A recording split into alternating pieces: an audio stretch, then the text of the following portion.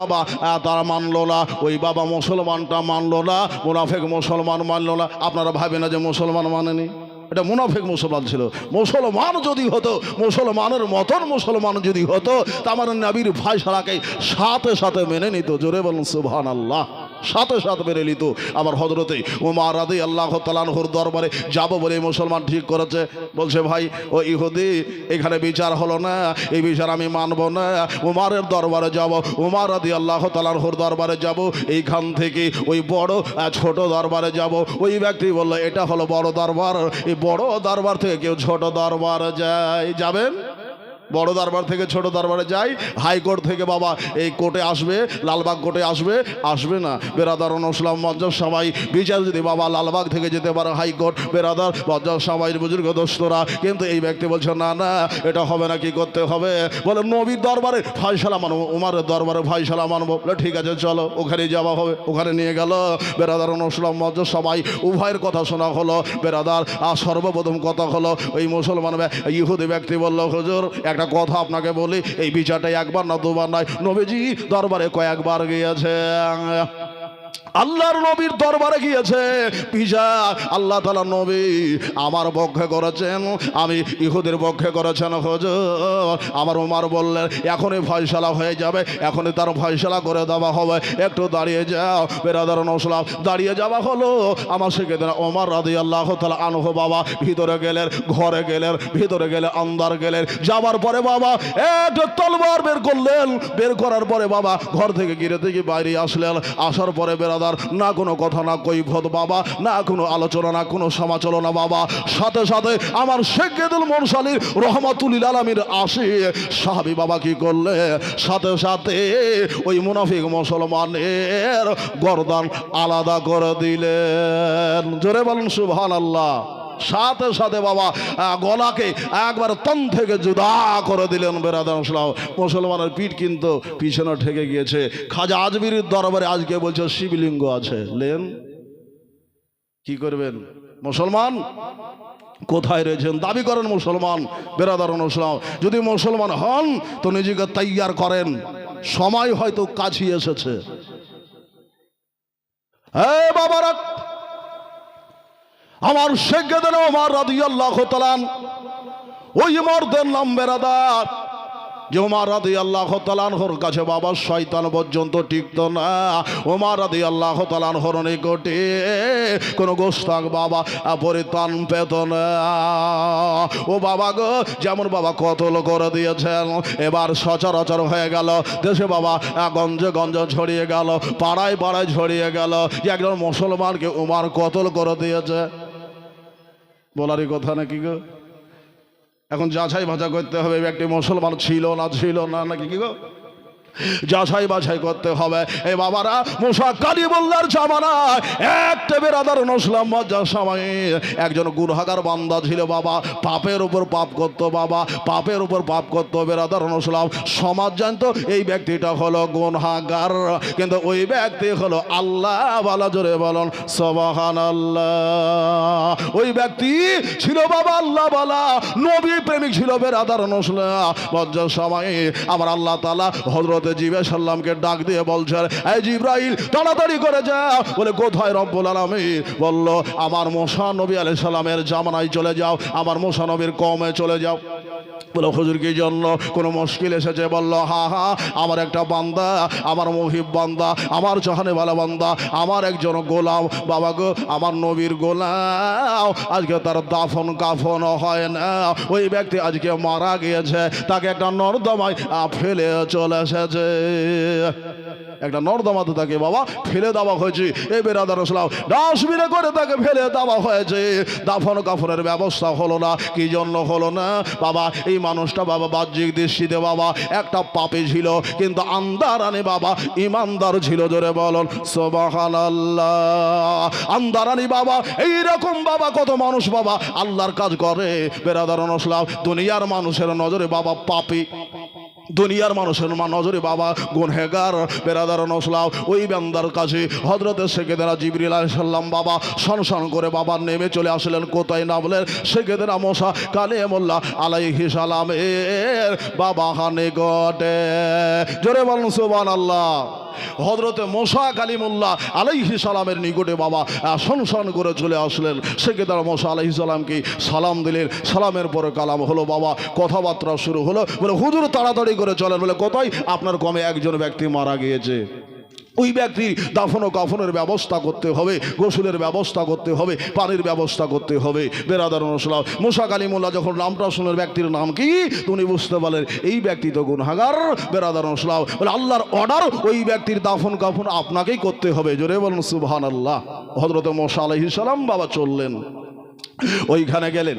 যাবার পরে মুসা নবী আলাইহিস সালাম আল্লাহর সাথে কথা বলেছেন বাবা, ডাইরেক্টলি কথা বলেছেন না, তোর পাহাড় থেকে কথা বলেছেন। আর আমার নবী মুস্তাফা সদা সর্বদা আল্লাহর সাথে ডাইরেক্টলি কথা বলেন। জোরে কোন সুবহানাল্লাহ।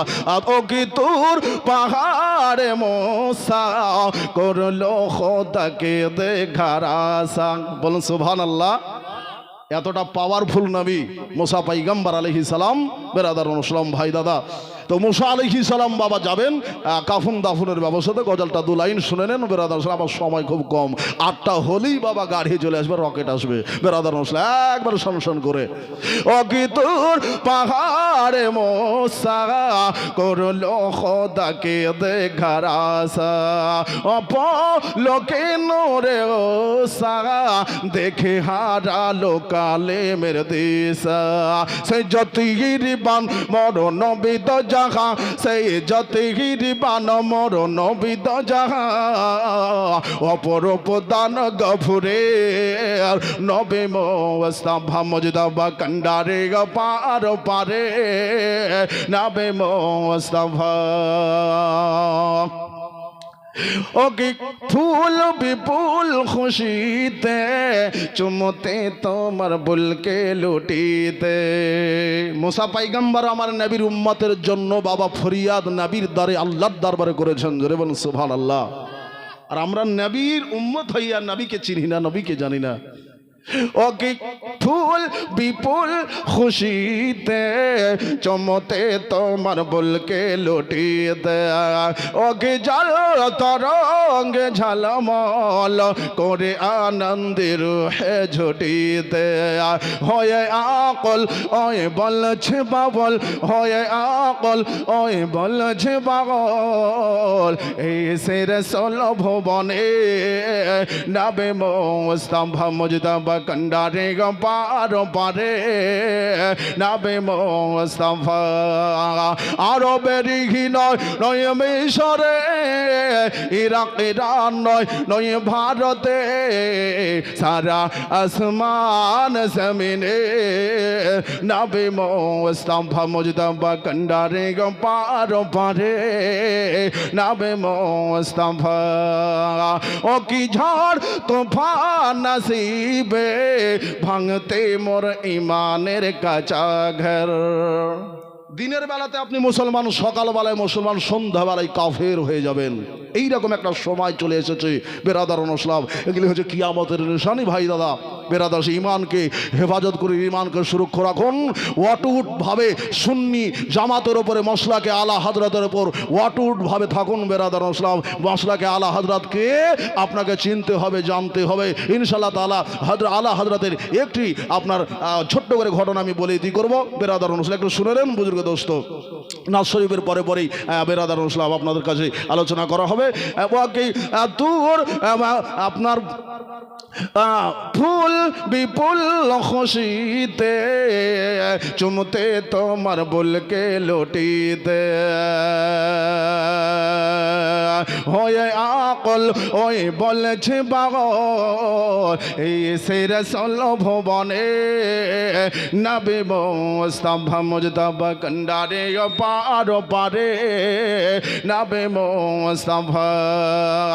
ওকে তুর পাহাড়ে মোসা করলো খোদাকে দেখার আশা পলকে নূরে ওসা দেখে হারালো কালিমের দিশা সে জ্যোতির বান মরণ বেদ জাহা সেই জ্যোতির বান মরণ বেদ জাহা অপরূপ দান গফুরে নবে মোস্তফা মুজতবা কন্ডারে গফার পারে নবে মোস্তফা ঝড় তুফান নাসিবে ভাঙতে মোর ইমানের কাঁচা ঘর ওই নমরুদের সে আগুন আবা জ্বলে দেখাবে মোদের ডেরা রাখিও বাটল ওই বাধায় শিকল রাখিও বাটল ওই বাধায় শিকল ইমান আহলো সুন্নাতে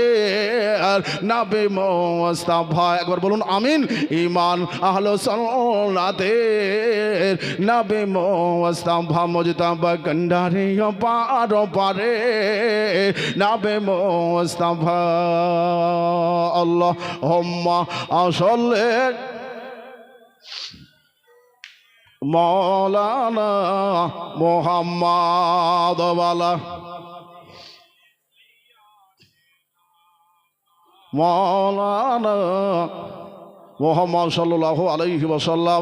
এবার মুসা পয়গম্বর হযরত জিবরাইল সাল্লামকে সাথে করে বাবা গো ওই যে নর্দমাতে বাবা ওই যে বাবা আল্লাহ বালা বান্দাটা পড়েছিল বাবা তিনাকে উঠালেন বাবা বাড়িতে নিয়ে গেলেন গোসল দিলেন গোসল দেওয়ার পরে কাফন দাফন পরে গোরস্ত করে দিলেন করে পাঠিয়ে দিলেন বেরাদার বজ্জার সময় আচ্ছা বলেন এখন যদি বাবা একটা দেশের পাপীকে নারে তাকবীর নারে রিসালাত ইয়া রাসূলুল্লাহ মাসলাকে আলা হযরত জিন্দাবাদ উলামায়ে আহলে সুন্নাত জিন্দাবাদ আর রকের বক্তা মাওলানা হেলালউদ্দিন রাজবী সাহেব জিন্দাবাদ জিন্দাবাদ।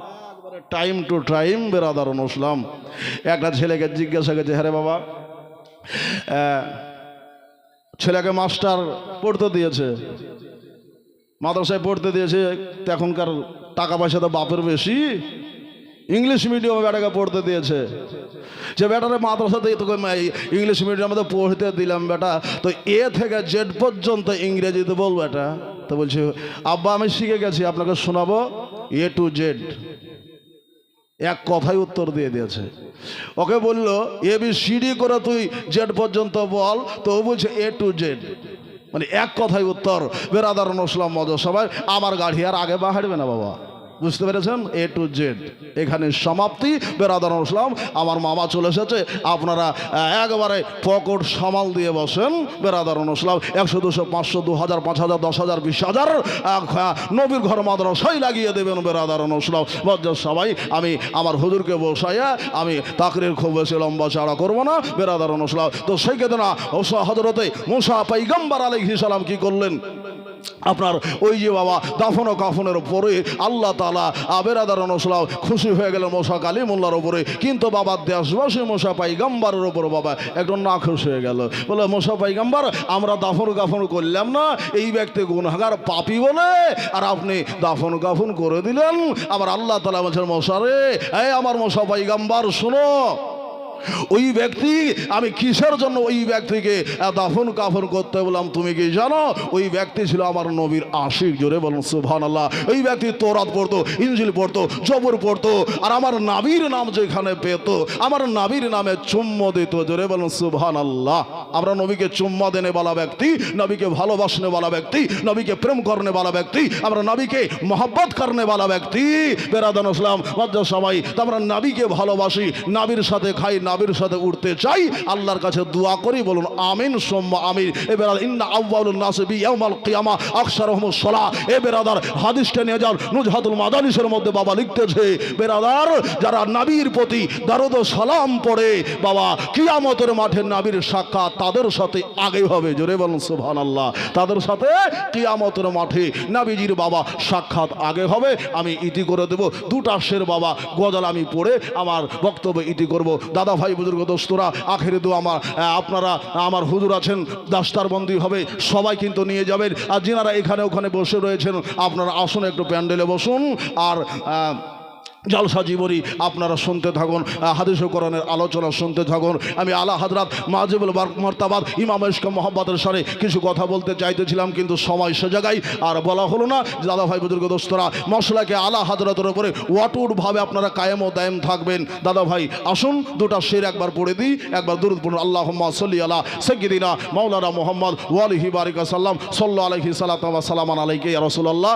একবারে বাবা পুরাতন গজল, শুধু বাজারে একটু দিতে চাই। চমকাবে নসিব আমার গো, চুমে সে মাটি মদিনার গো। একবার বলুন সুবহানাল্লাহ। গজলটা কিন্তু পুরাতন হয়ে গেছে, স্টেজে আর চলছে না, তো একটু চালাচ্ছি। ওয়াচাল জিনিসকে চালানোটাই হচ্ছে আমাদের কাম। চমকাবে নসিব আমার গো, চুমে সে মাটি মদিনার গো। সুবহানাল্লাহ। দেখেন আমার বসন্তপুর থেকে বসন্তপুর বাড়ি আমার ভাতিজা আসলে এইখানে 500 টাকা দিয়েছে, ছেলে যেন একটু দোয়া করে দেন, বলুন আমিন। তার ছেলেকে যেন হায়াত দারাজ করে দেয় আর ইমানে আমলে যেন তার বরকত দেয়, বলুন আমিন।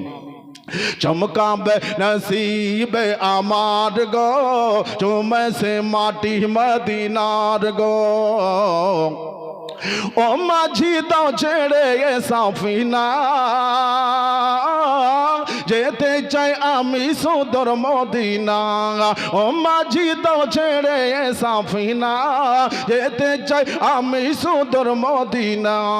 দেরি করো না মিছে আর গো, দিদার নবী মুস্তাফার গো। সুবহানাল্লাহ। এবার ভাতিজা দিয়ে গেল 100 টাকা, আগে বেটার দিয়েছে, এবার নিজের দিল 100 টাকা। বেরাদার মুসলাম। চমকাবে নসিবে আমার গো, চুমে সে মাটি মদিনার গো।